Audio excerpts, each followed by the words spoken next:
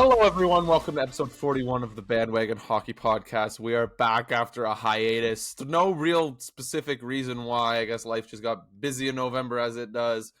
What day is it? It is Monday, December the 4th. It is Christmas season. Ryan, is this the least, this is the least I've ever cared about Christmas. I don't know what it is. It's in 3 weeks and I just don't care. Yeah, I think For you, it comes with a break. yeah, that's So what I it's was, like, that's a what I lot was gonna different. say next. Yeah, because like I'm still kind of in the school cycle. Christmas still kind of comes with that break you're looking forward to. So I'm still on that, like at least looking forward to that time of year. But like I could totally understand how you just get into the grind of just living life now. Yeah, Yeah, is that it's it? really strange. Like for those who don't know, I graduated and I'm just working now. So like my version of Christmas break is probably 80% of my team being off between Christmas and New Year's. So it's just gonna be kind of chill. I'm gonna be working. Um, so it's gonna be super chill. Like I did my co-op there, and it was like you could almost just do nothing all week. Um, which is nice, but it's not like a stress relief from exams, and you're not coming off of the lows of exams going into like the highs of the holiday season. So it's like I just don't care. I don't know why. It's Yeah, kind of a I get bummer. it. It's also like I'm not living at home, so that we don't have all the Christmas decorations and we don't have a tree yet. I don't know if we'll even True. get one. Also, like I don't But know about you guys back in Ottawa, but like we just got substantial snow today. So yeah, like we I got feel a like big that's dump played into it. today. Yeah. We got a big dump today. I have my own little snow day. Like I was supposed to be in the office Yeah. today. Yeah, me Um, too. I was supposed to have classes like all day, but they got canceled. all right, let's talk about hockey. All right. A lot has happened. I don't even remember like what was happening when we last did a podcast. I think it was 2 weeks ago. Um, Lots happening. There's a lot of bad teams. There's a lot of bad teams. There's a lot of bad teams. It's really weird. I think that's where we should start. We were kind of ripping through some topics, thinking about like kind of just looking at who's where, what's notable, what's not. And I think one of the most notable things is just like you know how normally there's like I don't know 8 teams that are under 500 at the end of the year, Hmm. or at any given time in the season. Really, like it's just because of the loser point. How many teams, like the amount of teams that are beneath fake 500 and the amount of like imposter team, like truly imposter teams. Like if you're 12-2 and if you're 12 like 7-3, like that's a Oh, decent looking record, but you whatever. you Do you you know you who? almost sorry, you almost said the Washington Capitals record exactly, and that's who I had in mind. Okay, mine is the Islanders. The Islanders are 10-7-6. Yeah. The Tampa Bay Lightning are 10-10-5, which is like if you look at it wins losses, that's a pitiful record. That's 10 and Hmm. 15. Like that's bad. Yeah. Islanders 10 and 13. Um like we'll get into it probably, but the Leafs only have 8 regulation and overtime wins. Like they've got 4 shootout wins, which I They have like. 5 regulation wins. Oh, so 3 of those regulation and overtime are overtime. Yeah. That's great. That's bad. Like I think it's Like tied with San Jose or yeah, something it's like tied that. for the worst I think with San Jose Yeah. and Chicago It's maybe. absurd. Okay. I was okay because I remember seeing that stat and then I just saw just now that they had 8 regulation and overtime wins. Hmm. And I was like, oh, okay, maybe they've won a few since I saw that stat. But then you just said it's just regulation, not overtime. So that means that they've won a game in 60 minutes, less than half of the amount of times that they've won a game. They've won like 4 in the shootout. Here's so the Leafs are 11th in the league right now.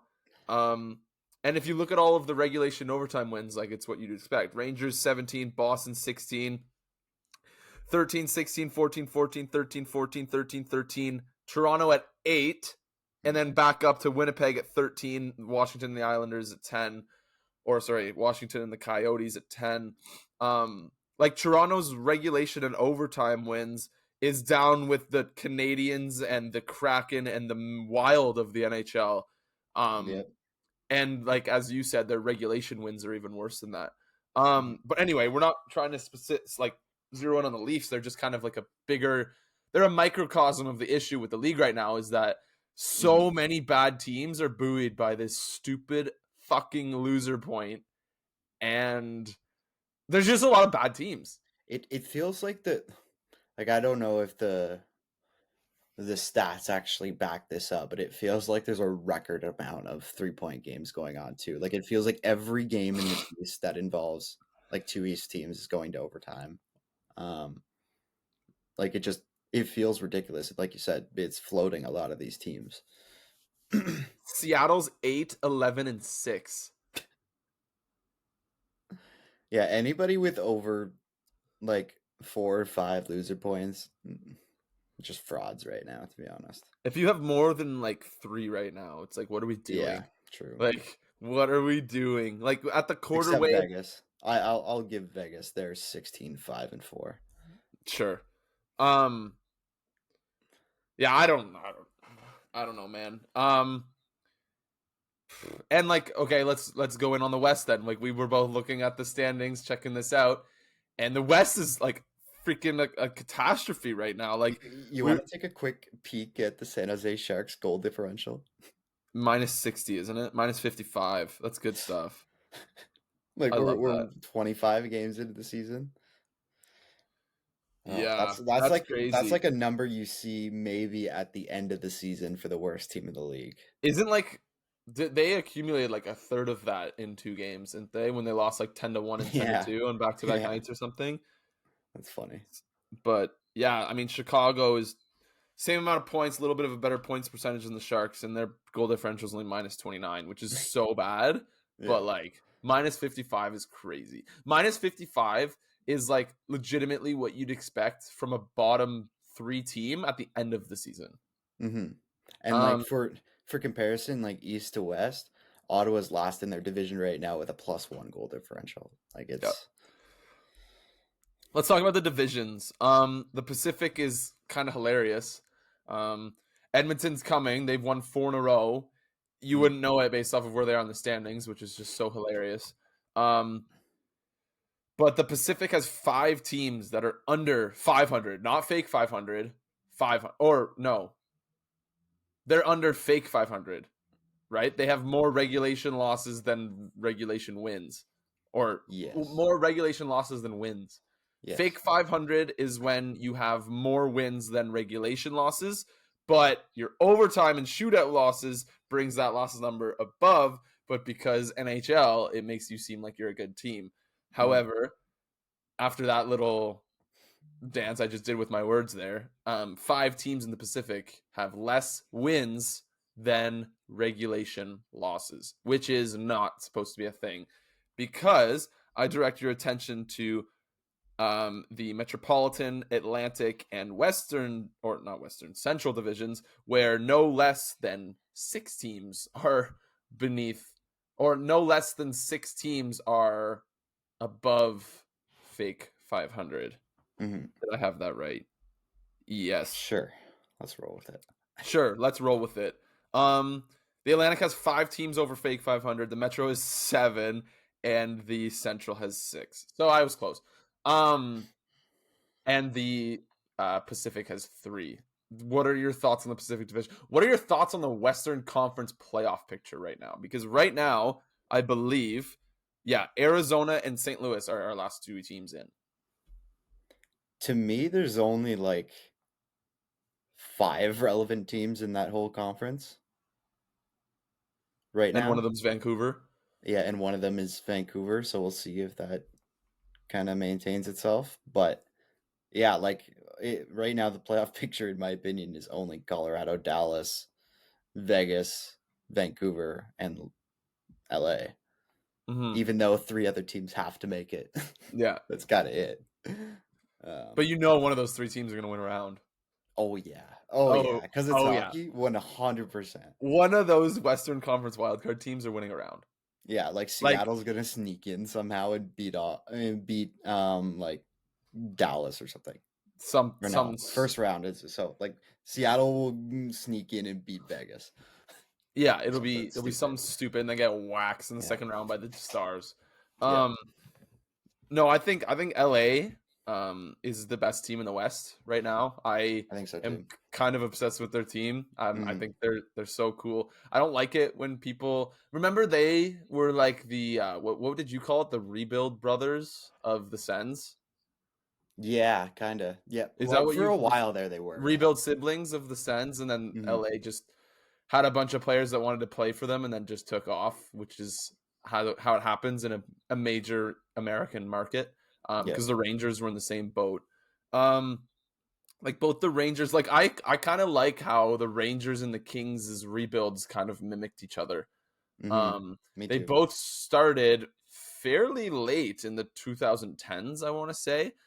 LA maybe a little bit earlier than that because they had a couple high picks. I want to say they drafted Elias Anderson like 6th overall or something in 2017, but then by the time the 2020s came around, like LA was starting to make the playoffs. Like this will be I think the third or fourth year they've made the playoffs in a row. They've lost to Edmonton in the first round back-to-back years. I know that. Hmm.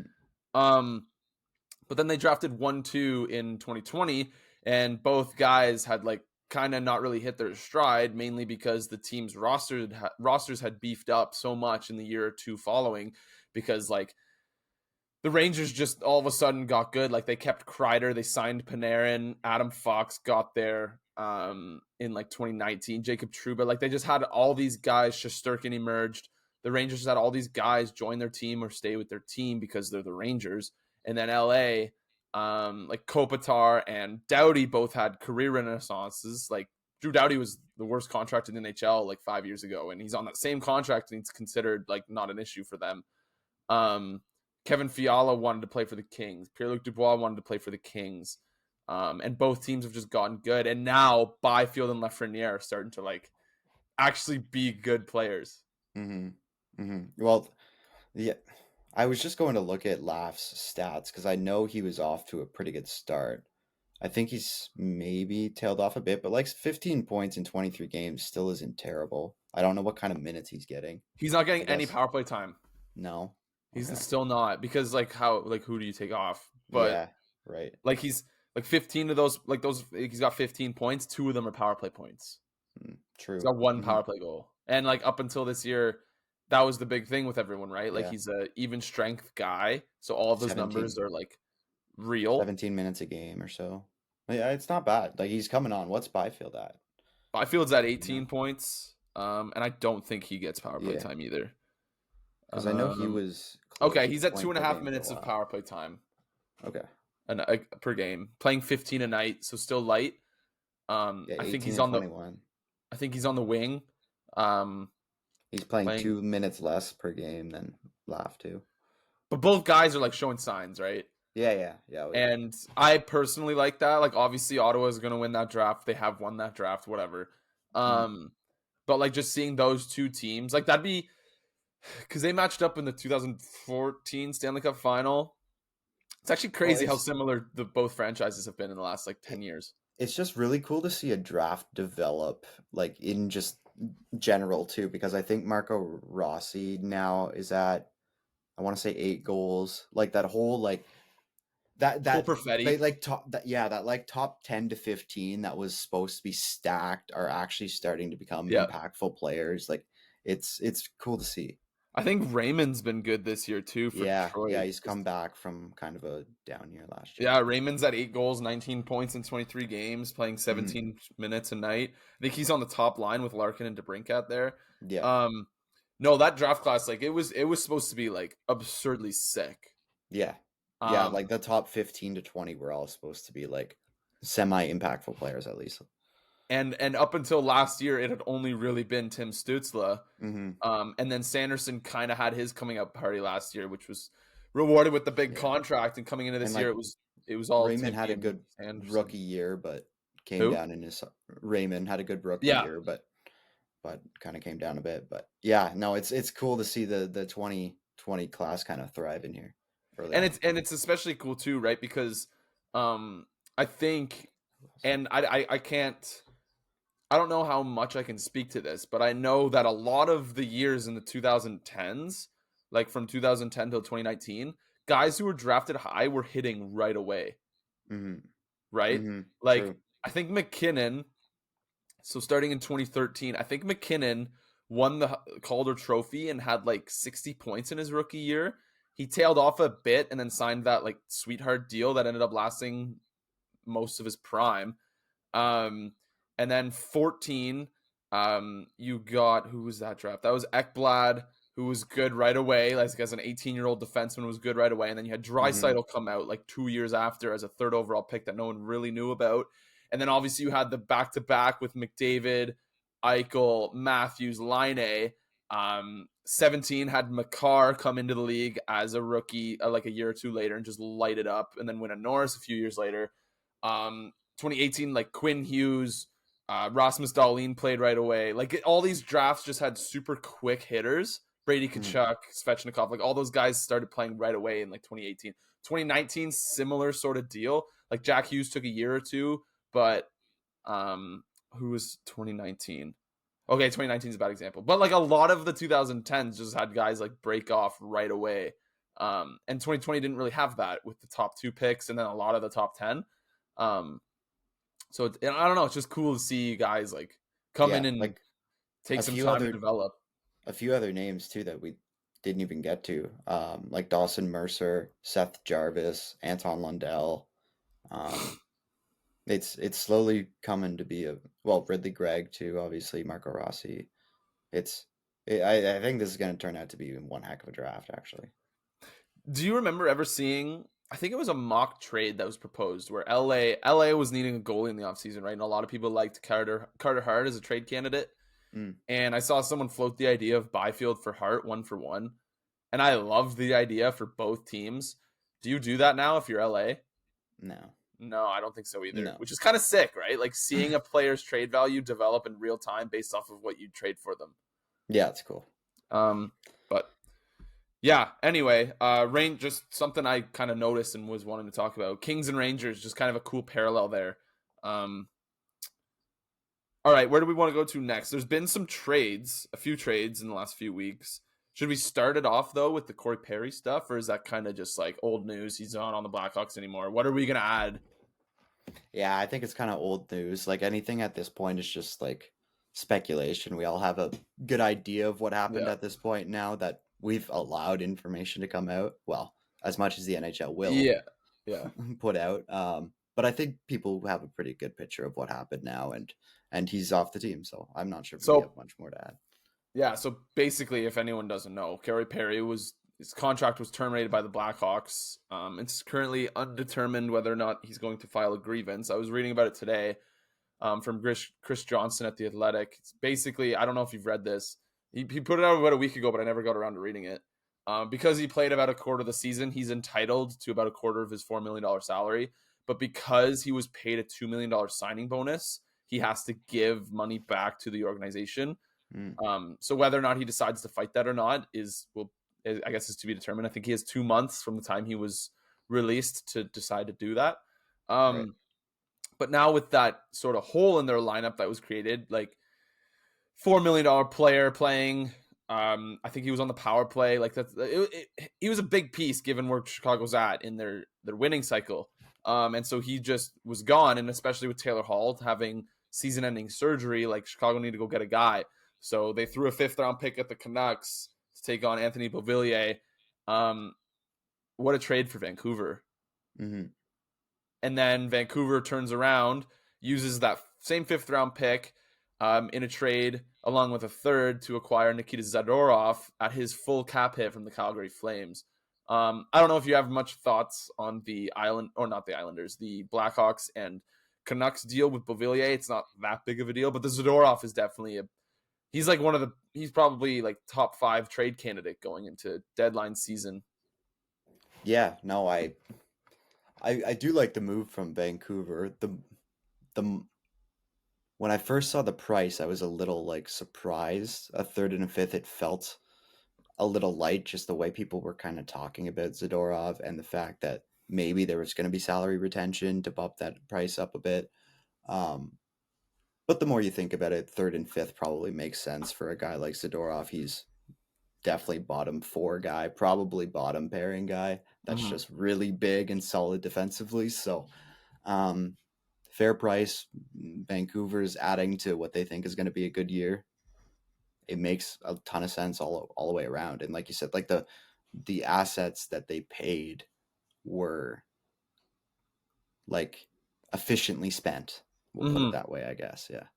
It's kind of funny, huh? Like how everyone sees the acquisition price from Vancouver's end, a third and a fifth, and almost flinches at it because it didn't feel like enough, even though it's like perfectly adequate trade value for a rental defensive defenseman who's probably going to play 15 minutes a night for you. Yeah. Because rental prices are always so inflated in the NHL.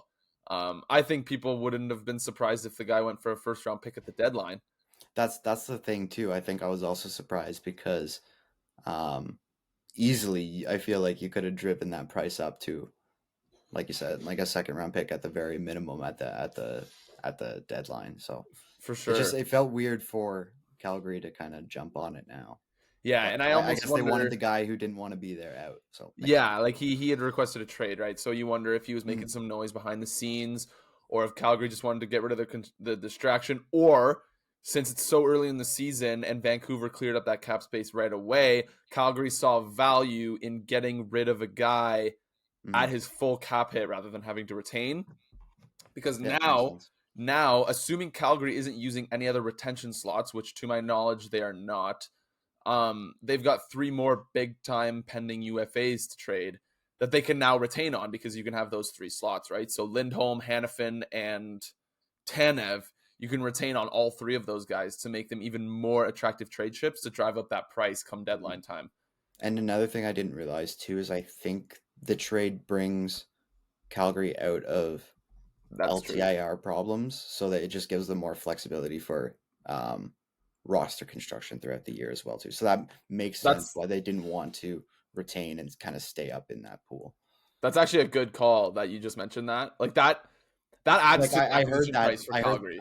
I heard that on a pod. That is not my own idea, but still, like, yeah, I would have forgot to mention it. It's definitely relevant because, like, Calgary getting a third and a fifth shouldn't be taken at face value. Like, they get rid of a player, they don't have to use a retention slot. People will forget that you can only use 3 retention slots. Yeah, and like, what is it? Arizona has one gone for the next 7 years or something. Was it Arizona? I can't remember what this was. San Jose retained on Erik Karlsson, which was 4 years. I'm trying to think of big retention slots. I feel like I know who you're thinking. I can't think of who you're thinking of. But I know they have. That was a big part of why Jacob Chikrin was traded for what he was traded for, because everyone thought he was going to go for 2 firsts, and it ended up being a premium first, like a 12th overall pick. But then the fact that Ottawa didn't need Arizona to retain in order for the trade to go through, which a lot of teams did need, was really appealing to Arizona because I think they were already retaining on someone with multiple years, and they didn't want to use up all of their retention slots. Mm-hmm.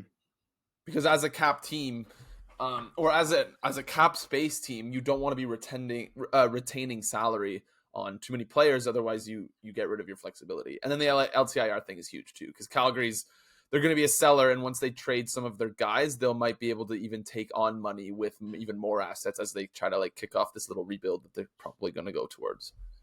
Did you find? Okay. Yeah, so it's because they retained on Ekman Larson, then Ekman Larson got bought out. Yeah, they have that on their books for like the next 7 years or something like that. That was okay. Yeah, that's bad. That's so bad. So not having something like that happen. Well, I guess that wouldn't happen because Zadorov wouldn't get bought out, but nonetheless. Do you think that's fair to Arizona? I mean, why not? I kind of think that like Vancouver doing the buyout shouldn't change how it affects Arizona's like retention slots. Like so let's say they retain, I don't know how much they retain. I guess think that's it was like true because sorry, something else just popped into my head because Toronto bought out Murray and nothing affected Ottawa. Yeah, well, they didn't buy him out. Oh right, yeah, they didn't buy out that's Murray. That's right. Okay, that was LTIR. Because that's kind of what's flawed, right? Is if Toronto had bought out Murray, it would have benefited Ottawa. It should just not affect Ottawa.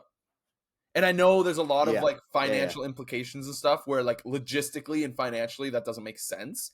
Mm-hmm. But like from a logic and fairness perspective, Arizona, let's say Arizona had like 4 years of retention on Ekman Larson at $1 million. I think the retention brought him from like 8.25 down to like 7.25 or whatever. So you're now you're accounting for 4 years at a $1 million retention, which gets changed to 8 years at whatever the frig the buyout is. But I think that when Vancouver buys out Ekman Larson, it should just stay at 4 years times $1 million retention. Anyway, that's just like another of a long list of gripes that you could bring to the NHL head office or whatever. How we got there, but like it's almost not even worth talking about. But no, I think I liked the trade for Vancouver. I think I wouldn't have liked it as much if they had given up much more. I agree. It'll be interesting to see if they can hold on to the player. I'm way more intrigued by the other guys on Calgary. I'm so excited to see where Tanev ends up and what his acquisition price is, because that guy is a monster. I'm excited to see what happens with Hanifin, because he's like 26 and I've always been infatuated by him as a player. And Lindholm obviously is another big one. So Zadorov definitely one of the smallest fish on the Flames, but one of the bigger fish heading into trade season. Another cool note I have, which will tie into our ad read today. Arizona is currently on a 4-game heater. And Ryan, do you know, quiz time, you already know the answer. This is not going to be a fun quiz. Who are the 4 teams in order that they've beaten over the last, week and a bit? I actually don't know if I'm going to get this in order because I don't know which way it went off the top of my head. It's backwards. But is it like Vegas? So from present to back. Okay. Yeah. I can't even think of it off the top of my head. So they beat Vegas. This kind of stuff. They beat Vegas, who were the 2023 Stanley Cup champion. They beat Colorado, who were the 2022 I couldn't even think of 2022. They beat Tampa Bay, who were the back-to-back champs in 21 and 20. And then they beat St. Louis last night, who were the 2019 Stanley Cup champions. And Ryan, can you tell me who the Arizona Coyotes play tonight? The Washington Capitals. And they are that of the 2018 Stanley Cup champion, Washington Capitals. Super interesting little schedule quirk. I really hope that Arizona plays Pittsburgh next, which honestly, if they're in they're in Arizona. I was going to say, if they're in Washington, there's a non-zero chance that they actually play Pittsburgh next on like a road trip. But they have a chance to go and win 5 in a row against the last 5 Stanley Cup champions, which is so silly but so cool. Yeah, it's odd, but it's so fun to talk about. Like the Arizona tweeted out a graphic of it, and it was just wow. Like, how does that something happen in a season? But it's cool. It's such a also the fact that Arizona is the team beating off all of these teams is just hilarious. The literal laughing stock of the league for the last 4 years. Yeah. Aren't they like almost in a while? Anyways, they're fully in the first wildcard spot right now. They're like they're actually good. Like I want them to make the playoffs. I know, me too. Anyways, continue. All right, that brings us to our ad read. We're going to talk a little bit about Washington and Arizona in a second here. Bet the action on the ice with the DraftKings Sportsbook. Ryan, tonight we've got a matchup for the ages as the Arizona Coyotes look to continue their 4-game heater against previous Stanley Cup champions, and they take on, oh my god, I was looking for the ad read and I kept on fluttering my words. Okay, Washington, Arizona is tonight. Washington's favored by 1.5 goals.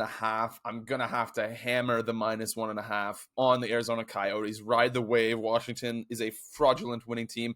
And it's 2023. Always bet the over with these hockey games. They're always goofy. I'm taking Arizona -1.5, and I'm smashing that over 5.5 goals. Hopefully, Cooley gets me a couple fantasy points. Download the app now and use code THPN. New customers can get $150 instantly in bonus bets for betting just $5 on hockey. That's code THPN only on the DraftKings Sportsbook, an official betting partner of the NHL. The crown is yours. Bonus bets expire 168 hours after issuance. Gambling problem? Call 1-800-GAMBLER or visit www.1800gambler.net. In New York, call 8778-HOPE-NY or text HOPE-NY 369. In Connecticut, help is available for problem gambling. Call 888-789-7777 or visit ccpg.org. Please play responsibly. On behalf of Boot Hill Casino and Resort, age 21 plus, age varies by jurisdiction, void in Ontario. Bonus bets expire 168 hours after issuance. See dkng.com/hockey for eligible and deposit restrictions, terms, and responsible gaming resources. NHL and the NHL Shield are registered trademarks of the National Hockey League. All right. Where to now, Mr. Heineman? That's a good question. Do you want to spend a minute on Arizona? Yeah, let's do it. I want them to get Noah Hannafin so badly. I want them to give him That would be so fun. like a 6-year contract at, I don't know how much money Noah Hannafin should get, maybe 7.5. He can be on that top unit with Sean Durzi, not the top power play unit, that top D pair with Sean Durzi, who is also one of the most underrated defensemen in the NHL at just 25 years old, I want to say, running that top power play unit that they got for peanuts from the LA Kings as the Kings were pursuing Dubois. Or no, it was to clear up cap space for Gavrikov. But no, like it's just Also, it's something. Sorry to interrupt, but something I didn't realize is that Connor Ingram has stole that net. Oh, he's been unreal, man. He's got a I 925 didn't save realize percentage. that. I went to go pick him up in fantasy and saw that Brian had him and got so Oh. mad because Brian's in first place and is just absolutely crushing everyone. And he's got Connor Ingram in net, who's been just ripping off wins. And like, it's kind of funny because Ingram's 26. I remember he was on the World Junior team. He was drafted in the 3rd round by Tampa. Like, he was supposed to be a guy, and he just kind of wasn't. But again, goalies are weird, right? So like, who knows? Maybe this is their guy. I think they've got a Russian dude in their system coming up though. Yeah, I don't remember his name, but I mean, considering where Arizona's at in their winning cycle in terms of basically, like, they've got their top guy, they've got their guys, like Keller's up, Cooley's up, whatever, but they're like, a lot of what they're doing right now is waiting on all of their prospects to come because they've drafted so many in the last few years. So it's good to have one of those goalies that won't lose you games. That's what you want at this point in your winning cycle, right? I was just more surprised too because I thought Vishma, I don't know how to pronounce his name, Vejmelka. Yeah. I just thought he had like really established himself as like a solid goaltender. And obviously the starter in that net, but that is just not the case. He's gone 2-6 this year with 892 save percentage. Yeah, he's been tough. Yeah, and especially because he was one of the top guys the last few years and saved above expected because of how bad Arizona was. One other, like, obviously Arizona as a whole is doing pretty well, but one other downside I can see just quickly looking at their stat sheet is Barrett Hayton.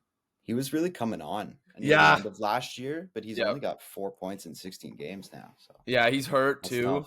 I think coming in the year, they were hoping he could be the top line center right away, playing in between Keller and Schmaltz. I think Schmaltz is a winger. Oh no, Schmaltz might be a center. But anyway, I think they were hoping Hayton could play a top 6 role in center and have less of the burden on Logan Cooley, obviously. That hasn't really happened, and Hayton's hurt right now. But, I mean, Cooley's been good. He's not scoring yet, but he's been good. And, like, I've actually watched a couple of Arizona Coyotes games just because, like, Mullet Arena is still fascinating, and it's like a really fun team. Like, their power play is sick. Keller is so good. Like, we just we need to see a playoff series in Mullet. We need to. It'd be before they like graduate out of that situation, we need to see a playoff series in Mullet. But it's just funny because, like, Arizona, they kept Keller, right? Everyone thought he was going to be like one of the guys that were going to leave there because they were trading anyone and everyone. But their general philosophy behind keeping Keller was that someone has to play here and we have to get to the cap floor, and Keller's still going to be good by the time we get good again. Yeah. And oh boy, did that come sooner than they thought. Not to mention Nick Schmaltz, who's continuing to be an awesome center for them. Matthias Michelli's sick. Yeah, sorry. I was just going to say they did with Keller what many people thought Chicago should do with DeBrincat. Yes. Yeah, that's exactly it. Yeah, 100%. That's actually, Damn. Okay. Good call there.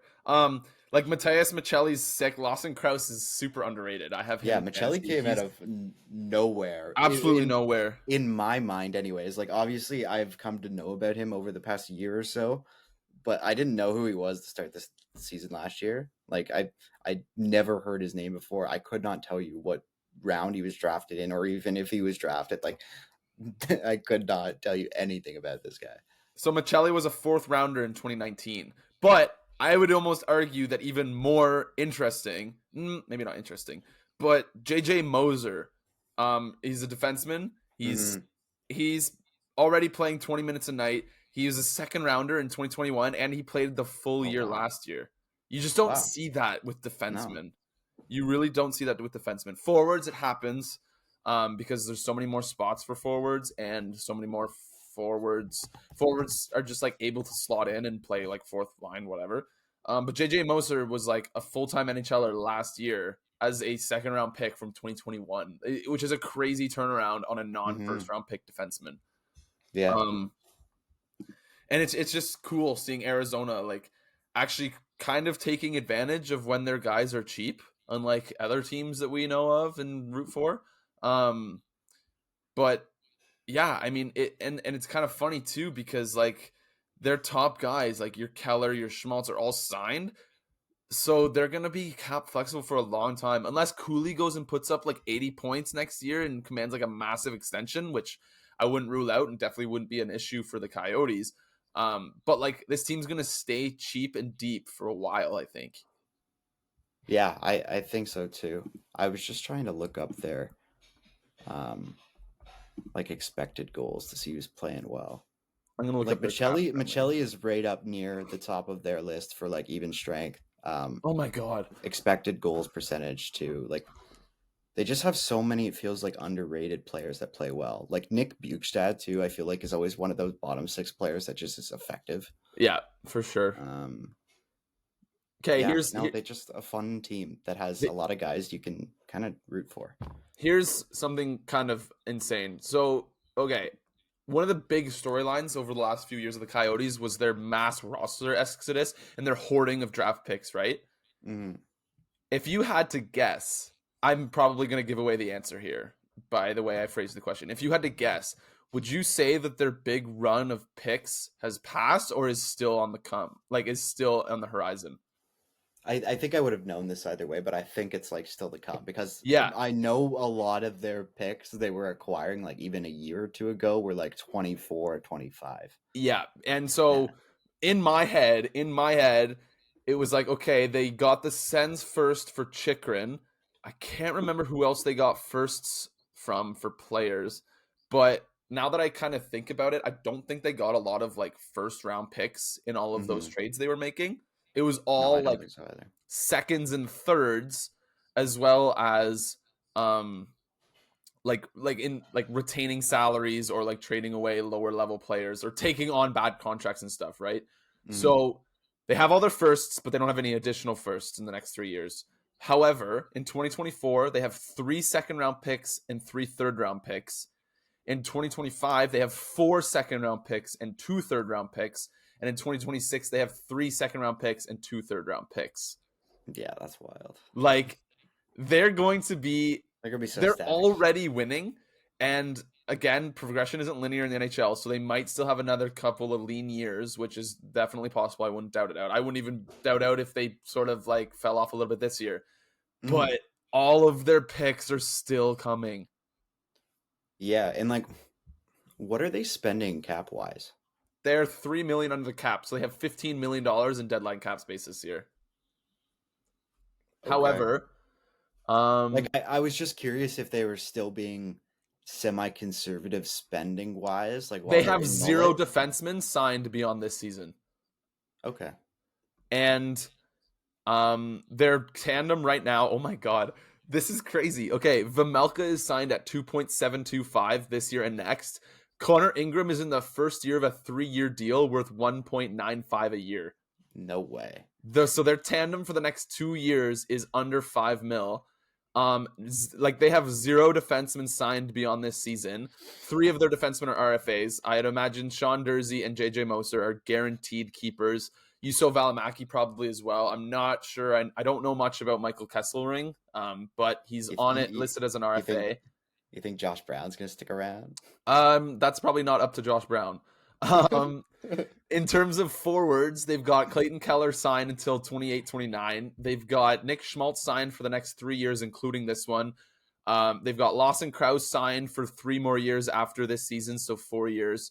And then Matthias Michelli and Logan Cooley are both in the first year of 3-year contracts. Everyone else is either expiring this year or next year. This team is set up well. Okay. If you look around the league, there's not a lot of situations I take over Arizona's. Off ice, separate. Yeah. And assuming Oliver Ekman-Larsson money does not surpass $650,000 in a given season. Yeah. You're not worried about the money there. You're just worried about having one of those slots. Yeah, exactly. For 7 years. What was I gonna say? If you look around the league, now they just need some of their like drafted defensemen or like future drafted defensemen to hit. Like that's their forwards are going to be unreal. They took some swings on some Russians. I think they were both defensemen this year too. Yeah, they were both defensemen. Okay. So we'll see how those guys pan out. But man, who could they have taken? I'm gonna look up the draft and see who they could have taken. Well, I just remember saying who to both of their names. Me too, but that's because they're Russian, not because we heard they were bad. It also wasn't a terribly deep draft beyond the top 7. I think one of them is actually doing really well in the KHL right now. So they took Dmitry Simashev, defenseman, who's playing for the Yaroslav Loco Junior, which I assume is just a major junior team in Russia. I don't know how he's doing. I'm not going to check. But this is the thing. I really wanted them to take Matvei Michkov, and they didn't. Matvei Michkov went 7th overall to Philly, who looks like he's going to be absolutely absurd for them. And then at 12, they took Daniil But, who plays for the exact same team in Russia, which is actually kind of sick. Yeah, so they've got... Oh, wait, yeah, okay, so this is wrong. So the players they drafted, what I was looking at was the team that they were playing for when they were drafted. Both players are in the KHL right now. Daniil But is performing at half a point a game, so 13 points in 28 games, 7 of them goals, which... As an 18-year-old. As an 18-year-old defenseman, and the KHL is notoriously stingy on goals. As for Simashev, I don't know if he's playing for the same KHL. He's playing for the same KHL team. Not as much offensive numbers, but as a defenseman, like that's not really a good indication. He's got 5 points in 34 games. So both guys are playing full-time minutes in the KHL. Yeah, I mean, I don't really know what else to add beyond that. There's not a lot of advanced stats on KHL guys besides points, which is not an advanced stat. But that's that bad. Like they're playing against men. They're 18. They're getting still some points. Like I'm just curious to see how they progress when they eventually move over to North America. My only gripe with Arizona is the fact that they didn't take Michkov. I think that's going to be looked at. Every single team from, 3 on in the 2023 draft is going to be pissed that they didn't take Matvei Michkov. I think the top 3 is very happy with their guys right now.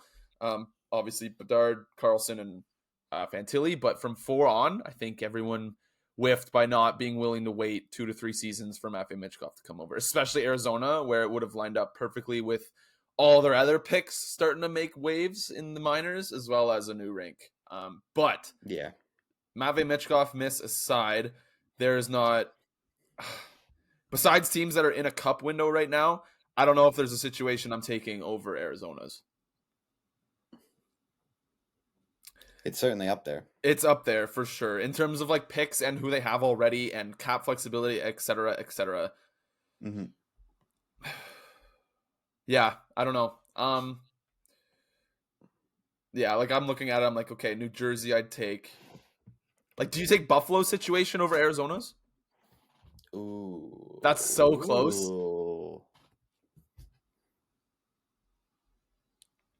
I don't know. That one's That's tough. so tough, man. That one is tough. And if you'd have asked me next year, I've kicked you in the face and told you Buffalo. Yeah. 100%. Ooh. Because I feel like Arizona could turn the corner here in the next like 2 years and be an impact team in that division. Buffalo, after seeing their start now, I'm not entirely sure they're as close with the competition in their division in comparison to Arizona. Yeah. So like I don't know, it's close. Like if you're purely looking for success, like on ice success, Arizona's in a playoff spot right now. Like, yeah. I mean, I don't know. It's December and it just became December, but Arizona's in a playoff spot right now. And like is Buffalo getting to the same point where Ottawa is right now, that they don't have many more people coming up? no, Like I don't think outside so. of Benson, who else do they got? Like, I think they've got guys that are hurt right now. Like, they've got so much development still. Because that's the thing, too, right? Is, like, looking at Ottawa, everyone's waiting on internal development. How much more is there going to be, right? Well, yeah, there won't be, other than the guys who are on the team right now, essentially. But even then, like, even from that respect, how much more internal development are you getting from 90-point Tim Stützle and 24-year-old Yeah, Brady true. Tkachuk, etc.? I think if you look at Buffalo, let me check. I'm curious. I don't know off the top of my head. Like, Owen Power isn't really doing anything yet, right? Like, he's playing big minutes and playing good hockey, but he's not doing anything yet at like an elite level. Mhm. Like, I think you're kind of waiting for him to explode in the similar way that Dahlin did. Like Zach Benson, I just mentioned. Jack Quinn is like a guy who could probably score like 30 to 40 goals a year one time, and he's just kind of hurt and no one's noticed. Matthew Savoie. Yeah, okay. They got more. Yeah. They've got guys. And that's like kind of ignoring their Yuri goalie situation. I think it's supposed to be good too. Noah Ostlund is supposed to be good. I think ignoring their goalie situation too, where they have arguably the best goalie tweener prospect in the NHL right now, like in Devin Levi. Yeah, and Ukko-Pekka Luukkonen's making a case to be a starter. I think Buffalo's a little safer than Ottawa is in terms of like. Yeah, I wasn't even like going with Ottawa. I was just trying to see like what they still have coming in comparison to like what Arizona has coming. So, right. Like, in my head, I was thinking like Buffalo's present and what they'll become, or Arizona's future. I think the difference is though is that with Buffalo, what they have is in the organization. Yeah. Unless like they keep playing like shit this year and get another top 10 pick. I think I still take Buffalo, but slimly. Because what they have is like they have it. Whereas Arizona, it's $1 billion lottery tickets. And they have more coming up than I thought, like in terms of prospects. True. Like they have more than I knew. Buffalo still also has a ton of cap space still. Yeah. So they're still set up pretty well. Those long-term contracts they have too are great. So they are great. Like Tage and Cousins down the middle at 14 and a bit. Like, oh my god. Yeah. All right. So Arizona Buffalo Stanley Cup Final 2027. Heard it here first. Let's wrap up. Yes, sir. Big Coyotes pod. Big Coyotes pod today. You know what? We love a little Arizona. We give them their flowers. Hit the outro. Yes, sir. Let's wrap it up. Oh my god, that's three-peat of Stanley Cup matchups between the Sabres and the Arizona Coyotes in the late 2020s is gonna be awesome. Electric. Maybe throw Devils in there. Yeah. Fuck. True. Anaheim? Oh, Bedard's Blackhawks too. Oh.